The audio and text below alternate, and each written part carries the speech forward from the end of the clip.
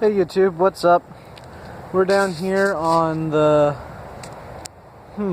I believe south side of Ryerson Creek in the forest. Some houses around here, but this is kind of like common ground. It's like a path just to walk through. What we have here is, I believe it's Starfrit brand. Yeah, Starfrit brand kitchen knife with the duct tape handles. Well, this knife has actually been in my family since I was kind of born. You know, we had it on top of our fridge in the basket where all our, kitchen knives and utensils, some of which would be stored. But you know what the thing is, I've never actually tested it outside. I've tested my Bowie knives, I've tested my folding knives, but I've never tested this kitchen knife. And you're thinking, well, why would you bring it outside? It's a kitchen knife. Well, just for shits and gigs, we're going to see how it can fare in some outdoors tasks.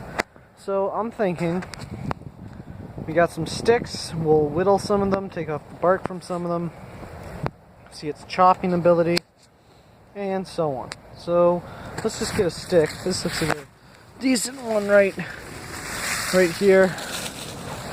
Nothing nasty on it. Okay. Now, this is going to be kind of hard to do with only one hand.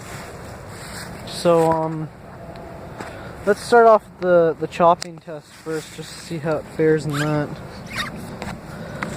I did just sharpen it up at home. Well, it didn't go all the way through, but it does appear to be a fairly deep, can you see that? Fairly deep cut into it, which means it's sharp. And this wood right here isn't exactly soft.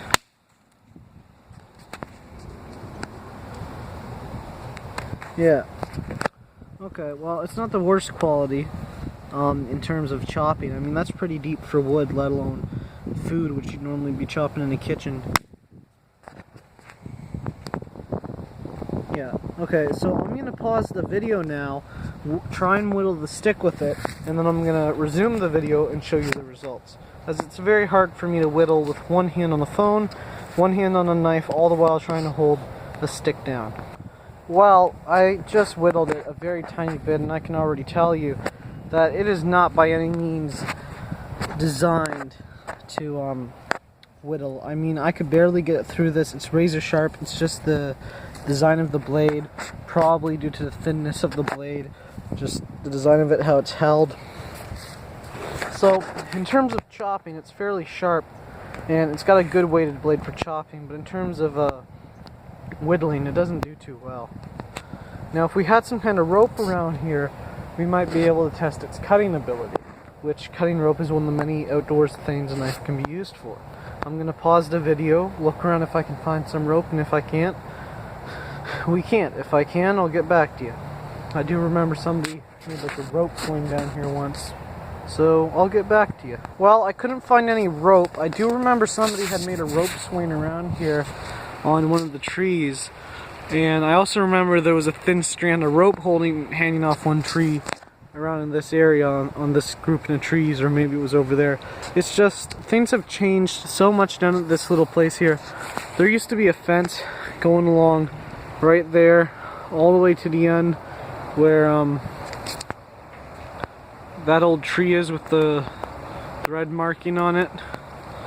In fact, where we're standing right now, this dirt you see, there was actually a massive old tree here, but it was dead and dangerous, and so they cut it down. And there also used to be logs situated around here with the campfire pit, where a lot of, teenagers or drifters, homeless would come and kind of camp out. Me and my friend also stacked a lot of logs along the trail here, kind of using it as like a liner for the side of the trail to make it look nice, but they've been moved around a bit. Okay, well, what we do have here, I forgot to mention, this is actually one of my few videos where I'm actually testing a knife outside and the outdoors. So what we have here is just a thin twig. We're going to see if it can cut through that, which I believe it should. So we're just going to get rid of the big one now. Put that there and get the knife. Okay. Yeah. that went clean through that. And not to mention then when I shoved it into the log, that's fairly deep in. I'd say that's maybe about half an inch into the wood. So it's a fairly sharp knife. Now honestly, I don't know where you would particularly buy this. As a matter of fact, you could probably find one at a Walmart, Canadian Tire, whatever. You know, any kind of store that sells kitchen knives. So, you know, I don't got a particular location where it came from. I was just a little kid, I'm presuming, when they bought it for the house, you know, mundane cooking tasks. Well, we've chopped through wood. I've tested the whittling of it. Let me pause the video and I'll find something else we can test it on. Down is some teenager's homemade bong with a slice down the middle, which I actually believe that was my doing, that I did to it before with another knife. We're actually going to see how the knife can, not to be psychotic, but to stab into it. Now this is going to be to test the sharpness of the blade, as holding the bottle of phone and slicing would be kind of hard. So we're just going to see how this fares going through it. Huh. Well, it's not really a surprise to me. It is very pointy and sharp. It seems to have gone clean through, actually into the wood below. Oh yes, over an inch into the wood, let alone about 2 inches through plastic. Okay.